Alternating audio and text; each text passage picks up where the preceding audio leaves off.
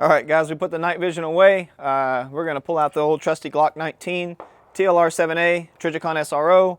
We still got C-zone steel at 100 yards. Let's just see if we can't light it up and get some hits on target. See if my blind ass can do this.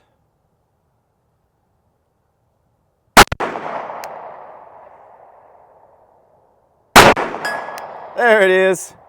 All right. I'll quit while I'm ahead. I'll take that.